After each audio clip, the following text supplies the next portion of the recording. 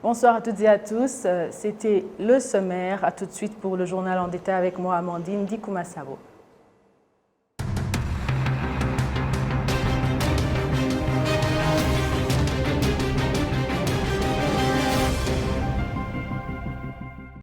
Ravi de vous savoir fidèle au grand rendez-vous de Jean Damascène Manéchim. Le développement du commerce transfrontalier en Afrique a longtemps été handicapé par les frontières de la colonisation, alors que les populations respectives ont plusieurs points en commun. S'exprimant à l'occasion du 41e congrès de l'Association des maires francophones à Kigali, le Premier ministre du Rwanda a fait remarquer que pour les pays qui veulent se développer, les frontières doivent servir plutôt de liens de rencontre et non de séparation. La coopération transfrontalière joue un rôle majeur dans l'intégration économique de nos villes.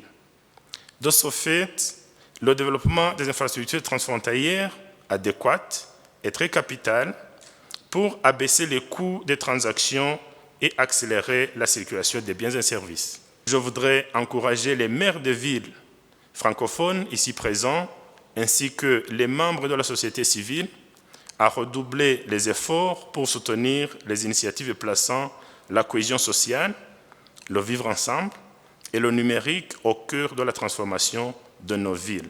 La présidente de l'Association des maires francophones, en même temps maire de Paris, a ajouté que la cohésion sociale de ces villes doit s'étendre bien au-delà de la langue française. Ce congrès des maires francophones, c'est aussi un moment d'histoire. C'est un moment d'histoire, bien sûr, de l'histoire du Rwanda, de l'histoire, bien sûr, des liens entre la France et le Rwanda. C'est aussi un moment d'histoire dans la relation entre la francophonie et le Rwanda. Et la francophonie, c'est bien sûr d'abord une communauté de langues, mais c'est surtout une communauté de valeurs qui porte haut la solidarité et la fraternité. Au cours de ce congrès, la Rwandaise Lydie Akizimana a été élue femme francophone de l'AMF pour ses efforts en faveur de l'éducation et de la lutte contre la pandémie de Covid-19. Pour pouvoir pallier à tous les défis dont nous faisons face en tant que monde, nous devons travailler ensemble, devons collaborer. Et cette collaboration entre les villes, le secteur privé, la société civile est très importante. Aujourd'hui, nous avons, à travers ce prix, on a pu démontrer qu'une collaboration entre le secteur privé et une mairie est possible et que ça peut donner des fruits. Donc vraiment, nous portons à la connaissance du public et nous aimerions vraiment porter un appel à tous pour pouvoir engager beaucoup plus d'entrepreneurs dans ce domaine-là, à travailler avec les villes, les districts, pour pouvoir résoudre les problèmes dans leur communauté. Certains participants au congrès de Kigali se sont déclarés fort édifiés par ces échanges fructueux et l'expérience plus poussée du Rwanda dont ils ont eu connaissance. La façon dont le pays a géré l'après-génocide, c'est exceptionnel. La façon dont vous avez pensé ici, avec à sa tête le président de la République, le président Paul Kagame et tous les autres acteurs, vous avez réussi à conjurer les sorts, les mauvais sorts, et à vous tourner résolument vers le futur pour bâtir une nation unie et forte en intégrant toutes les filles et tous les fils de cette nation. Nous avons été fortement édifiés par l'expérience du Rwanda, la reconstruction après le génocide abominable qui s'est produit en avril 1994, le travail de cohésion sociale, le travail du vivre ensemble qui a été fait a été édifiant. Les Nigérians ont posé des questions pour davantage connaître l'expérience rwandaise et je suis sûr que les enseignements qui ont été apportés lors des discussions vont être utiles pour le Niger qui est à la recherche de la cohésion sociale, du renforcement du vivre ensemble. Après les échanges de la troisième journée, les participants au 41e congrès de l'AMF ont visité le site mémorial du génocide Sizagisozi en pleine capitale rwandaise, Kigali, et le musée de l'histoire de la libération du Rwanda, érigé dans les enceintes du Parlement rwandais. Jean Damascène Manéchim à Kigali pour la télévision rwandaise. La plénière du Parlement rwandais a approuvé ce mercredi le rapport de la Commission permanente des affaires étrangères, de la coopération et de la sécurité suite à l'entretien avec différentes autorités de tous les districts ainsi que la population rwandaise en général à travers les médias. Toujours sur la page internationale, place maintenant au commerce. Alors que la ville de Kigali et 8 autres districts du pays ont été mis en confinement total par une décision du Conseil de ministres. Certains services d'intérêt général, comme dans le domaine agroalimentaire et celui sanitaire, ont été autorisés à continuer à opérer avec obligation de respecter scrupuleusement les mesures de prévention de la Covid-19. Patrick Milidandi nous fait le point. Cela fait bientôt une semaine que la ville de Kigali et 8 districts du pays sont en confinement total suite à l'augmentation de cas de Covid-19 dans le pays, mais certains fournisseurs de services essentiels ont été autorisés à continuer à fonctionner alors que le reste de la ville a été mis en quarantaine. Les acteurs de ces différents secteurs, notamment dans le commerce des produits alimentaires, des produits pharmaceutiques, mais aussi dans le secteur des finances, indiquent être prudents dans leurs transactions afin d'empêcher la propagation de la Covid-19. Nous adhérons à toutes les directives des préventions. Nous respectons la distanciation physique. Dans ce marché, aucun commerçant n'est autorisé à s'occuper des 2 clients à la fois. Et si nous continuons sur cette voie, je pense que nous pourrons surmonter cette pandémie.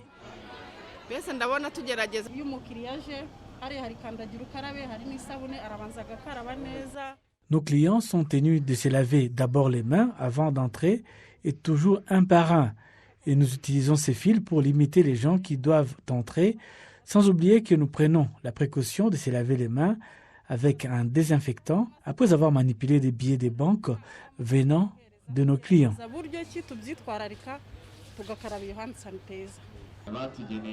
Pendant ces temps, dans certains quartiers périphériques de la ville de Kigali, comme Kamenge, en secteur Kimisagara, les quartiers Nyamirambo, Muhima et autres, le respect des consignes sanitaires reste un défi. L'un des dirigeants locaux qui a critiqué ce genre de comportement a déclaré que la campagne contre la propagation du virus dans ces communautés doit être intensifiée. Selon l'intensité de la pandémie, tout le monde ne devrait pas quitter son domicile. Les masques faciaux sont la seule protection dont nous disposons. Autre chose est que tout le monde doit respecter le confinement. Le ministre de l'administration locale, Jean-Marie Vianney Gatabazi, rappelle au public l'obligation de respecter scrupuleusement les mesures sanitaires contre la Covid-19.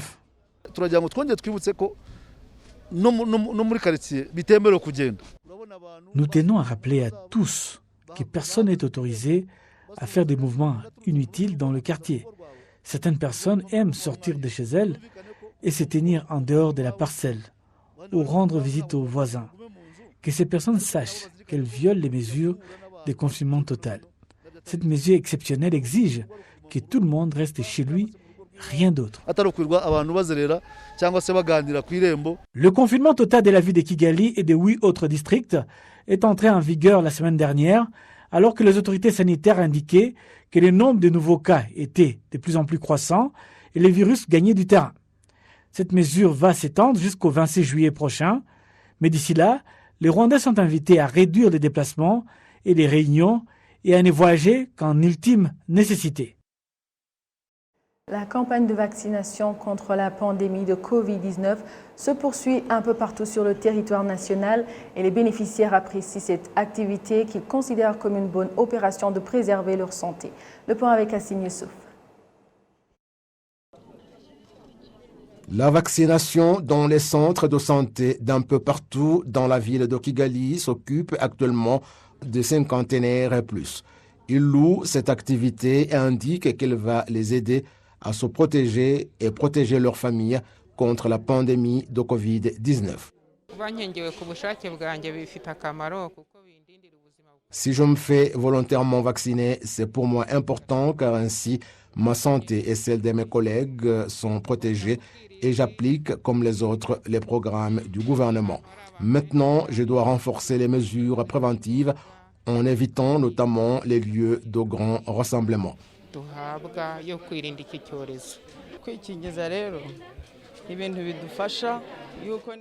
La vaccination nous aide car même lorsqu'on tombe malade de la Covid-19, on ne tombe pas gravement malade.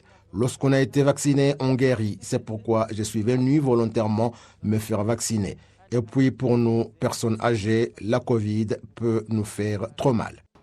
Dans le district de Nyagatare, par contre, les habitants continuent à réaliser le test de dépistage de coronavirus afin qu'il soit fixé sur leur état et ainsi renforcer les mesures préventives. La direction du centre de santé de Rukomo indique que la participation au test a été bonne car les habitants voudraient être fixés sur leur état de santé.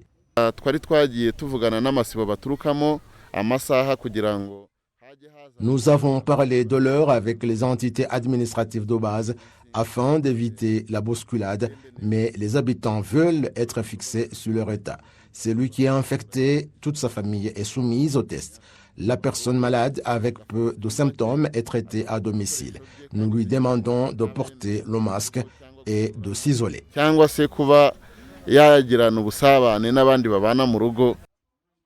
Le district de Nyagatare dit que le dépistage va concerner surtout ceux qui sont dans différents domaines d'emploi. La virulence est observée dans les secteurs qui sont à la frontière où nous trouvons beaucoup de patients de Covid. Il est prévu le dépistage d'un grand nombre de personnes pendant 4 jours afin d'être fixé sur la situation sanitaire dans le district de Nyagatare. Et puis, il y a des gens qui ne savaient pas comment se rendre à l'hôpital, mais comme le dépistage est proche d'eux, tout le monde veut connaître son état de santé. Dans le district de Nyagatare, il est prévu que 32 616 personnes de 18 ans et plus vont réaliser le test de dépistage. Selon le ministère de la Santé, les tests réalisés au niveau national sont à hauteur d'1 906 789 et les personnes vaccinées sont à hauteur de 406 004. Toujours sur la page santé, mais sur un autre angle, les agriculteurs un peu partout au Rwanda sont satisfaits que le gouvernement ait mis en place des mesures permettant que leur production arrive aux consommateurs qui en ont besoin en ce moment où le pays est confronté à une crise sanitaire nécessitant plusieurs restrictions. Kassim Youssouf. Les membres de la coopérative Abadatezuka de Kamoni exploitent toute l'année le marais de Gachurabwenge en pratiquant la rotation de cultures vivrières telles que le maïs et des légumes. Même si je vous dis que ce sont des gens qui n'abandonnent pas, je trouve qu'on peut ajouter une autre appellation de ceux qui travaillent avec zèle. Nous travaillons avec courage pendant la saison de maïs et tout va bien, et également pendant la saison de légumes. Bien que je sois une dame d'âge avancé, j'ai en fait 67 ans, je suis bien en forme. Nous y pratiquons du sport le matin en faisant du cross, même chose à midi lorsque nous rentrons, et puis on se lave et on se met au lit. Je vais récolter demain et en ce moment-là, je n'ai pas de problème car je suis sûr d'avoir 50 000 francs. Lorsque la récolte est bonne, le cultivateur peut gagner 10 000 francs pour 50 kilos d'aubergines, mais maintenant, ils les vendent à 7 000 francs pour le maïs. Un champ de 5 arts génère 400 000 francs et celui d'aubergines 300 000 francs par saison. Ces cultivateurs vaquent à leur occupation tout en appliquant les mesures mises en place pour riposter à la Covid-19. Au camp d'environ 400 agriculteurs qui exploitent le marais de Gachurabwenge n'a été infecté par le coronavirus. Depuis l'apparition de la Covid-19 au Rwanda, la production agricole n'a jamais été déstabilisée, mais elle s'est plutôt accrue parce que les cultivateurs n'ont pas cessé de vaquer à leur occupation. L'Institut national des statistiques montre à ce propos qu'au premier trimestre de l'année 2021, le taux de croissance de l'agriculture a atteint 7% avec une contribution de 27% au produit intérieur brut. La ministre de l'Agriculture et des Ressources animales, le docteur Mukeshimana Géraldine, exhorte les agriculteurs à ne pas baisser les bras dans leur travail tout en appliquant les mesures préventives contre la Covid-19. Abahinzi bagiye bagaragaza gukora neza cyane muri Les agriculteurs ont bien travaillé au cours de cette année et l'année précédente et ont trouvé de quoi subvenir à leurs besoins et à ceux du pays. Nous les invitons à toujours rester vigilants tout en augmentant la production, car dans le domaine de la santé, on dit que le premier médicament, c'est la nourriture. Nous ne pouvons pas braver en même temps la Covid-19 et la pénurie alimentaire. Nous leur demandons de poursuivre la protection et s'ils sont bien protégés, la Covid ne peut jamais les atteindre. turabakangurira rero yuko bakomeza ubwirinzi ubundi birinze neza ntaho bahurira na Covid. Les agriculteurs sont invités à participer au programme de subsides en se faisant inscrire car cela aide en ce qui concerne la planification relative aux intrants agricoles et les semences dont on a besoin. Iyo biyandikisha ubundi bashyiramo indangamuntu yabo. Normalement, pendant l'inscription, on enregistre le numéro de la carte d'identité, le terrain à exploiter et nous leur demandons d'enregistrer le numéro du titre foncier UPI. Cela nous permet de connaître la superficie qui sera exploitée et ainsi on fournit aux propriétaires la quantité d'intrants agricoles qu'il faut. Il y a ceux qui ne le fournissent pas parce que la terre ne leur appartient pas, mais quelle que soit la situation, ce numéro est nécessaire. Bakavuga bati ubutaka si ubwanjye. Ubutaka bwaba ubwawe cyangwa atari ubwawe, iyo nimero iba ikenewe. Les agriculteurs et éleveurs sont exhortés à se protéger contre la Covid-19 lors de l'acheminement de leur production au marché, surtout lorsque les éleveurs écoulent leur production laitière. Avant de clôturer la page nationale, je vous propose de suivre le récit de Patrick Nili-Dandi qui nous parle des boutiques réservées aux enseignants. Dans cette boutique réservée aux enseignants uniquement, il y a différents articles, notamment des produits alimentaires, mais aussi des produits d'hygiène. Les enseignants indiquent apprécier cette initiative qui est venue répondre à leurs préoccupations avec des prix défiant toute concurrence et parfois ils peuvent aussi emprunter des produits et payer lorsqu'ils reçoivent leur salaire. Le fait de pourvoir pour nous de quoi manger, mais aussi des produits d'hygiène, c'est une bonne chose pendant cette période difficile. Et lorsque nous recevons nos salaires, nous pouvons payer. Et puis autre chose, nous achetons à un prix relativement bas comparativement aux marchandises sur le marché.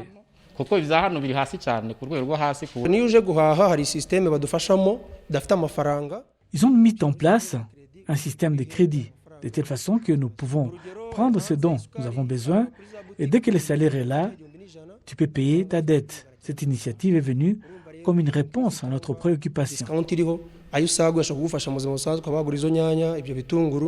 Le promoteur de ces projets indique acheter ces produits au prix d'usine et les revendre moins cher pour satisfaire ainsi leurs clients, c'est-à-dire les enseignants.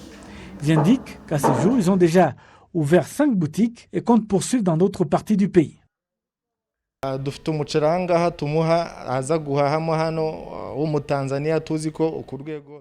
Ici, ils peuvent acheter à moins cher. Par exemple, le sac de riz tanzanien qui est vendu sur le marché à 21 000 francs rwandais, nous les vendons ici à 18 000 francs. Et pour les sucres, le kilo est vendu ailleurs à 1100 francs et ici à 950 francs. Donc, avec chaque fois cette différence, l'enseignant peut épargner un peu d'argent pour acheter autre chose utile pour sa maison.